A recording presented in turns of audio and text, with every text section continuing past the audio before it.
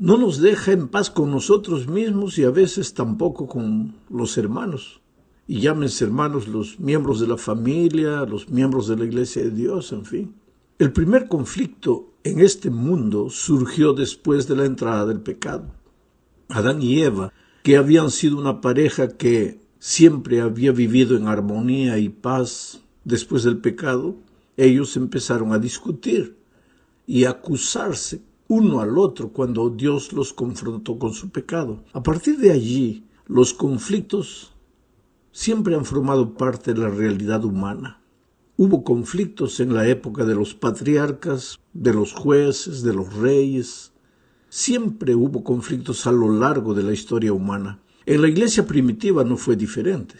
A veces nosotros idealizamos a los hermanos del primer siglo. Inconscientemente creemos que ellos eran unos angelitos, pero eso no es verdad. Esta semana veremos algunos de los conflictos que la iglesia primitiva enfrentó y la forma como los hermanos en ese entonces resolvieron los conflictos. Nosotros hoy necesitamos aprender de ellos y resolver también los conflictos de la misma forma. Veamos el primer conflicto en la iglesia primitiva. Surgió por causa de preconceptos raciales. Mira lo que dice Hechos 6:1. Por aquellos días, al multiplicarse el número de los discípulos, surgió una queja de parte de los judíos helenistas en contra de los judíos nativos. Los judíos helenistas eran los griegos. ¿Y cuál era la queja? Pues el texto sigue diciendo, porque sus viudas eran desatendidas en la distribución diaria de los alimentos. De acuerdo con este texto, uno de los primeros conflictos que surgió en la iglesia primitiva surgió al multiplicarse los discípulos. Claro, es fácil conservar la unidad cuando somos pocos. Pero ¿qué sucede cuando llegamos a ser 22 millones de miembros en el mundo? Pues ahí las cosas son más difíciles, porque no somos una familia de 4 o 5 personas. Somos una familia mundial. Diferentes culturas, razas, en fin. Bueno, el primer conflicto en la iglesia primitiva no fue teológico, fue racial.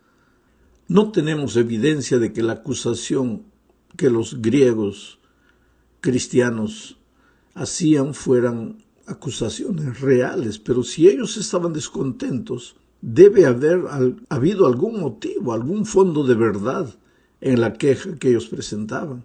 O entonces tal vez los cristianos judíos estaban dando la impresión de favorecer a las viudas judías y olvidarse un poco de las viudas griegas. La verdad es que surgió un conflicto. Es una pena que el ser humano sea así.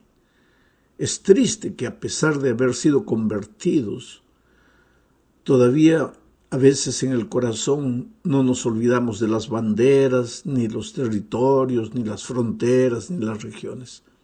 Gálatas 3, 27 y 28 dice, porque todos ustedes, los que han sido bautizados en Cristo, están revestidos de Cristo. Ya no hay judío ni griego, no hay esclavo ni libre, no hay varón ni mujer, sino que todos ustedes son uno en Cristo Jesús.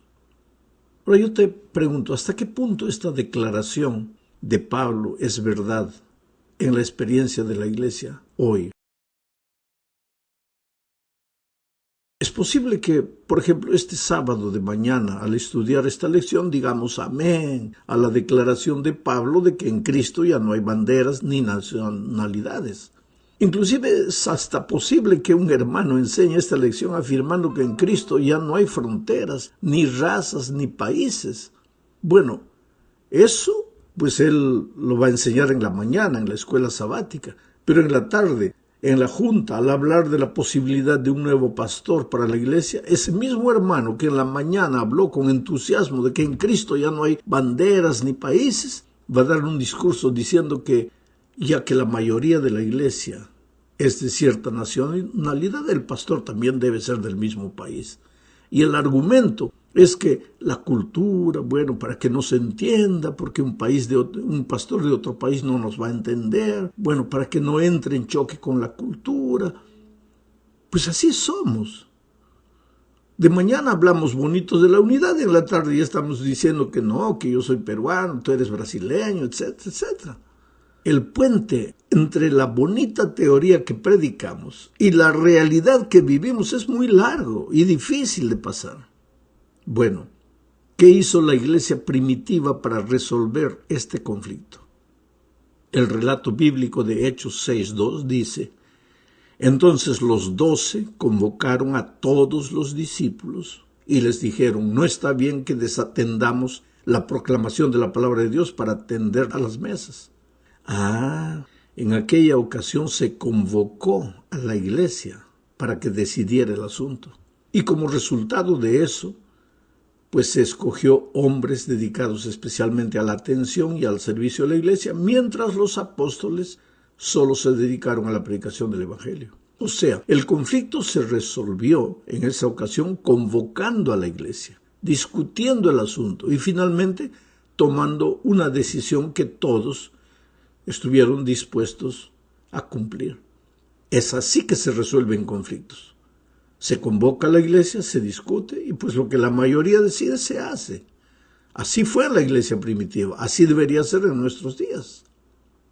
En la segunda parte de este estudio veremos otro conflicto que surgió en la iglesia primitiva. Fue primero el asunto de si se debían aceptar a los gentiles en el seno del cristianismo o no.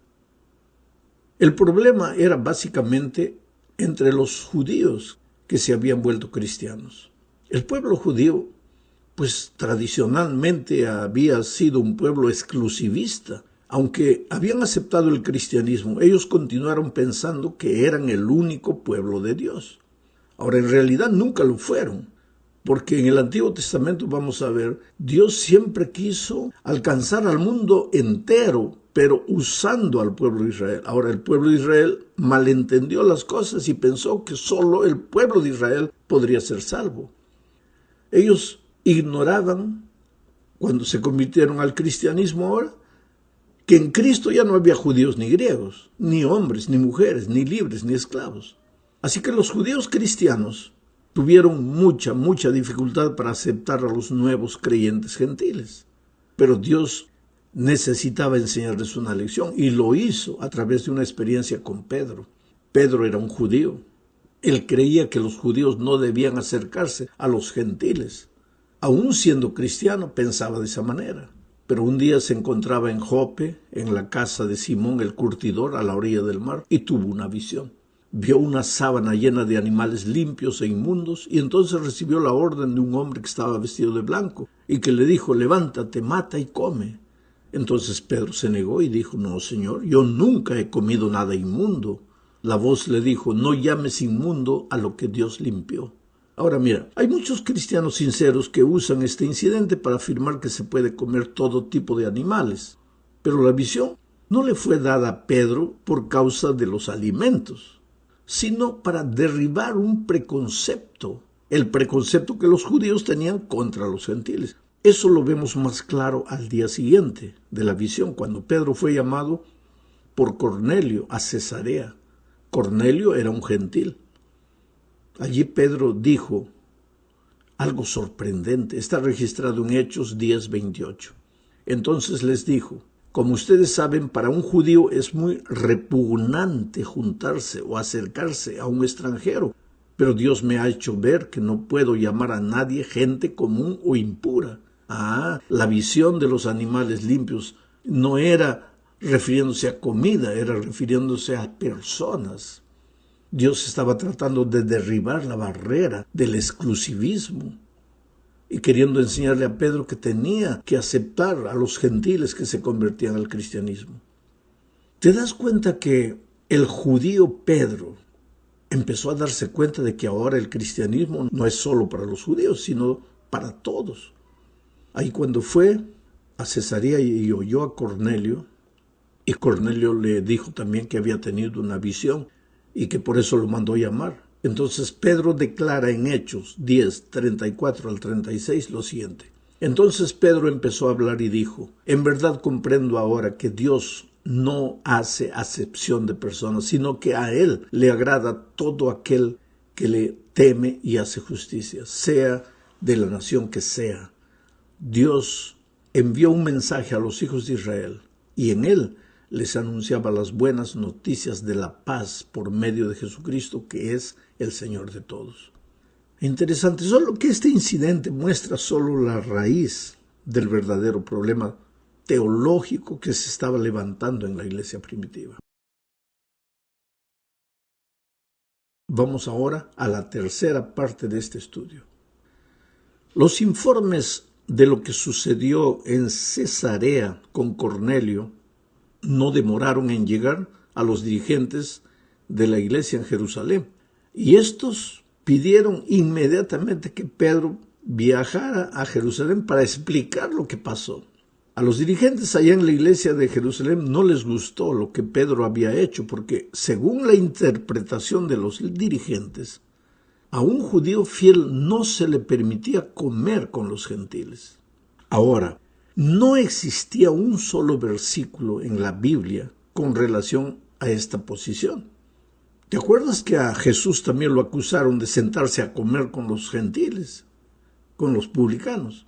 Pero seguramente, como en todos los tiempos, algunos hermanos, sinceros yo diría, intentaban tomar un texto y hacerle decir lo que ellos querían. Pero no había un así dice el Señor. Y eso me deja triste a mí, porque agarramos la Biblia y queremos probar algo que la Biblia no dice. Y comenzamos a hacer deducciones lógicas, a hacer conclusiones personales. Pero muéstrame dentro del contexto lo que Dios dice para decir que sí o no. Pero pues los dirigentes judíos en ese momento en Jerusalén querían hasta disciplinar al pobre Pedro porque se juntó a comer con Cornelio. Sin embargo, Pedro les explicó y les dijo que la mayor prueba de que él había hecho lo correcto era que Cornelio y los que estaban con él habían recibido el Espíritu Santo después de su bautismo. Y habían testigos de lo que Pedro afirmaba, de modo que los líderes pues tuvieron que aceptar. Después de esto, la obra empezó a expandirse por muchos países que no eran judíos, no eran de Israel, no eran regiones de Israel, y muchos gentiles pues aceptaron el Evangelio. Mira lo que dice Hechos 11, 19 al 22. Mientras tanto, los que habían sido dispersados por la persecución que se desató por causa de Esteban llegaron hasta Fenicia, Chipre y Antioquía, y hablaban de las buenas noticias solamente a los judíos.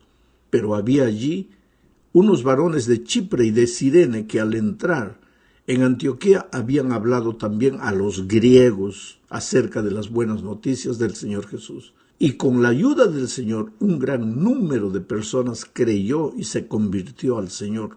Como esto llegó a los oídos de la iglesia en Jerusalén, enviaron a Bernabé hasta Antioquía. ¡Ah, qué interesante! Como esto llegó a los oídos de la iglesia en Jerusalén, enviaron a Bernabé hasta Antioquía. Quiere decir, el crecimiento de la obra entre los gentiles, en lugar de alegrar a los hermanos en Jerusalén, los preocupó y enviaron a Bernabé a ver qué es lo que estaba pasando en Antioquía. Todo esto empezó a crear un terrible conflicto. Sin duda, el más grande conflicto de la iglesia primitiva. Vamos a la cuarta parte. Aquí veremos justamente cuál era este conflicto y cómo fue resuelto el asunto, o si realmente fue resuelto. Hablemos del Concilio de Jerusalén. Fue convocado justamente por causa de la dificultad en tratar el asunto de la conversión de los gentiles. Algunos, entre ellos Pablo, Pedro y también Bernabé, creían que los gentiles debían ser aceptados en el seno del cristianismo solamente con el bautismo. Pero otros hermanos que se autodenominaban conservadores, entre comillas, y que creían que estaba entrando el mundo a la iglesia, ellos pensaban que se les debía exigir a los nuevos conversos gentiles que se circuncidaran. Entonces se levantó la pregunta, ¿sí o no? Sí significaba, dejemos que los gentiles solo se bauticen para ser cristianos. No significaba, exijamos que los gentiles, además de bautizarse, sean circuncidados. Y para elucidar este problema, se convocó a la iglesia y sus líderes a Jerusalén. Todos viajaron a Jerusalén. Aquel fue, por así decirlo, la primera asamblea mundial de la iglesia, con representantes de todos los lugares donde había una iglesia. Inclusive los hermanos de Antioquía habían enviado sus representantes. Todos confiaban que Dios dirigiría la reunión en Jerusalén y se llegaría a una decisión sabia. Y sabes, no fue fácil llegar a una decisión. Como en toda reunión de esta naturaleza, pues los delegados hablan y cada uno dice su opinión, pero finalmente se hace lo que decide la mayoría y la minoría pasa a apoyar lo que la mayoría decide. Debería ser así. Es así que se trabaja en la iglesia de Dios. Pero a veces no sucede eso. Por lo menos en los tiempos de la iglesia primitiva no sucedió eso, porque la iglesia, la mayoría reunida en Jerusalén, los delegados, decidieron una cosa, pero después vamos a ver que hubo un pequeño grupo que no aceptó lo que la iglesia decidió. Llegamos al fin de este estudio, hablando un poco más del concilio de Jerusalén. Allá en el concilio pues se levantaron Pedro, Pablo, Bernabé para hablar. Cada uno dio su opinión y ellos eran a favor de que se aceptara a los gentiles solo con el bautismo y nada más. Pero habían otras opiniones. La situación quedó tensa. Duró un buen tiempo hasta que finalmente Jacobo tomó la palabra. Este Jacobo era hermano de Jesús. Y todo da a entender que Jacobo es el que dirigía la reunión, el concilio en Jerusalén. Y Jacobo citó al profeta Amós para decir que el evangelio no era solo para los judíos, para Israel, era para todos los gentiles. Jacobo citó a Amós en el capítulo 9. Allí en ese capítulo existen alusiones a la salvación de las naciones, pero no solo en Amós. En otros profetas del Antiguo Testamento también hay declaraciones de que a través de Israel Dios quería alcanzar a todo el mundo. Sabes, desde el principio la intención de Dios era salvar al mundo a través del testimonio y de la experiencia de Israel. El propio llamado que Dios le hizo a Abraham incluía una bendición para todas las naciones a través de él y de sus descendientes. Bueno, la conducción del Espíritu Santo, el ministerio de Pedro, Bernabé y Pablo entre los gentiles y la conversión de muchos gentiles eran evidencia de que no podía dejarse este asunto así. Eran evidencias contundentes de que debería haber lugar para los gentiles dentro del cristianismo. Estos testimonios que Pedro, Pablo, Bernabé dieron ayudaron a los dirigentes cristianos de Jerusalén a darse cuenta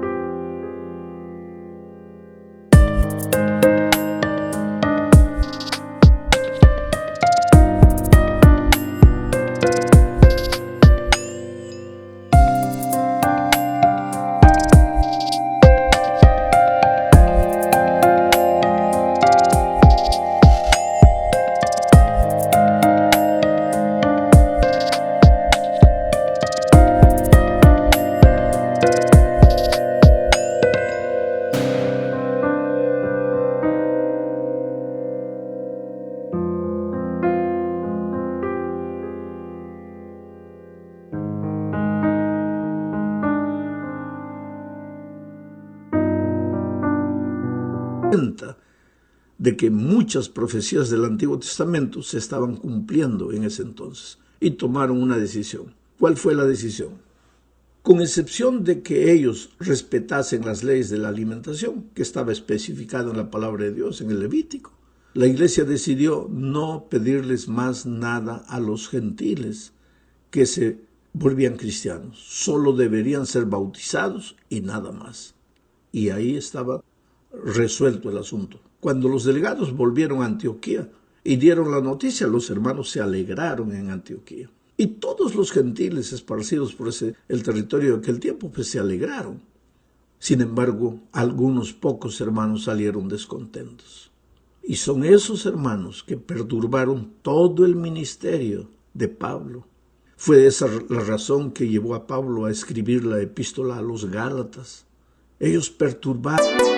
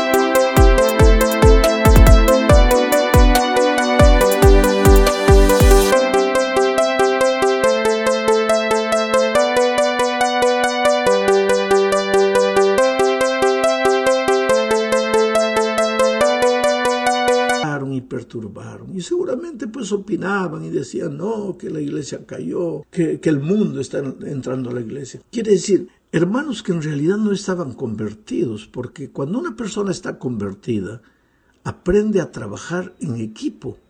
La iglesia de Dios es un cuerpo. Si la mayoría de los miembros decide algo, pues se hace lo que la mayoría decidió. Si nosotros aprendiéramos eso,